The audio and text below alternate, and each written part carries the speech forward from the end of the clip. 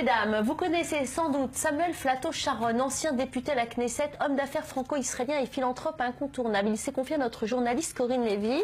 Il a évoqué à cœur ouvert son parcours, sa vie et pour la première fois, il nous raconte son enfance. C'est l'heure de notre séquence Rencontre avec. Regardez.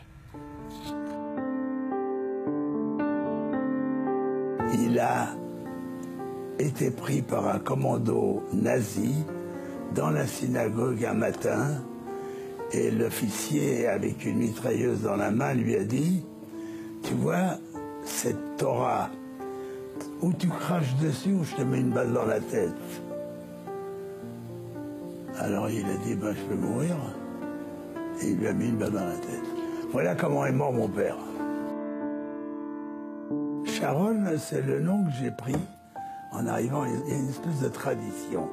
Quand on vient en Israël, en principe pour y vivre, ce qui a été mon cas, mais on prend un nom israélien. Alors voilà, j'ai pris le nom de Sharon, et comme la presse en Israël me connaissait sous le nom de Flato, chaque fois qu'il disait Sharon, il mettait Flato avant. Et c'est devenu mon nom, à tel point qu'à la Knesset, ils ont adopté mon nouveau nom. Ici, d'abord je suis devenu député, je ne sais pas si vous le savez, mais un record. Je suis devenu député 4 mois après être arrivé ici, sans parler un mot d'hébreu.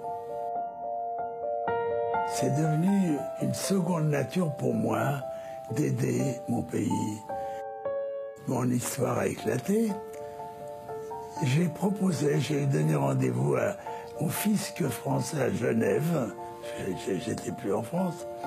Et je leur ai dit, écoutez, moi, je vous fais une offre considérable, des millions de dollars, et on met fin à l'affaire.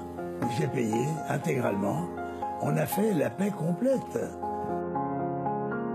J'ai construit 70 immeubles en France, c'est pas mal quand même. Hein? Ben, j'ai fait ce centre, là, vous voyez, c'est le plus grand centre commercial d'Israël, le plus grand.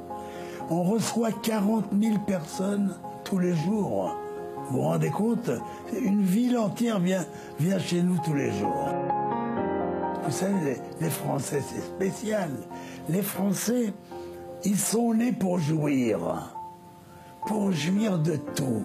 Des femmes, de la nourriture, des boissons, du champagne, de tout. Moi, j'ai été élevé par ma mère. Mon père était resté en Pologne quand on est venu, où il a été assassiné. Et ma mère faisait de la philanthropie. Ma mère m'a appris à donner. Vous savez, quand je vois mes enfants et mes petits-enfants grandir, eh ben, je me dis quand même, c'est pas possible. On va leur laisser également la guerre comme héritage. On est sur la bonne voie. On va avoir la paix. Trump. Inconditionnellement. Israël, allons. Moi, j'essaie de faire avec les deux. Hein. Ça marche pas mal.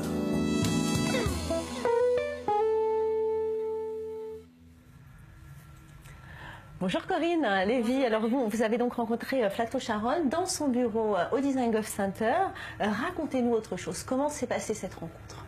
Alors d'abord Valérie, Flato-Sharon est une personnalité politique israélienne très populaire en Israël. Nous n'avons donc eu aucun mal à trouver son bureau lorsque nous sommes allés au centre Dizengoff Center. Tous les magasins, les propriétaires des magasins nous ont guidés vers son bureau. Donc en fait là-bas, tout le monde le connaît, dans ce grand centre commercial de Tel Aviv, tout le monde le connaît. Effectivement, il est connu comme le loup blanc dans son bunker. Hein. Il a un bureau au dernier étage pour ne pas le citer.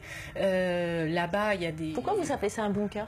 Parce qu'il est protégé par des agents de sécurité et que pour rentrer à l'intérieur, il faut montrer patte blanche. Et... Donc qu'est-ce qu'il fait? Il va voir les commerçants régulièrement pour leur dire bonjour? Oui, il se balade dans les rayons, il descend, il va prendre son café, il est connu, il serre la main un peu à tout le monde, il fait un petit peu son show politique. Hein, il s'est créé son propre univers là-bas? Je pense que c'est plus qu'un univers, c'est son temple. Oui. Alors humainement, comment vous l'avez trouvé? Parce qu'on a vu dans le reportage que vous nous avez amené, il a beaucoup de sensibilité. On a l'impression qu'avec l'âge, comme ça, il redevient un petit peu plus humain, alors qu'avant, il avait une carapace. Alors, dont il n'arrivait pas à sortir. On l'a trouvé très proche de nous. Il nous a posé plein de questions sur notre vie ici en Israël. Il nous a parlé de ses relations avec Benjamin Netanyahou, qui dit être son ami et qu'il appelle assez souvent.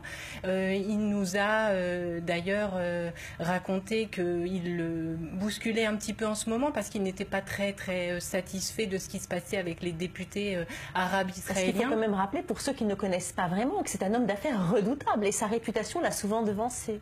Et alors en effet, on l'a un petit peu titillé avec son passé un petit peu frauduleux et il nous a dit qu'il était complètement... il était en paix avec son passé et avec lui-même. Et il a l'air heureux et serein.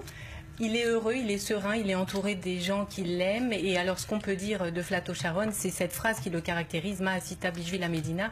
Et on lui en a parlé. Merci. Il était fier de ça.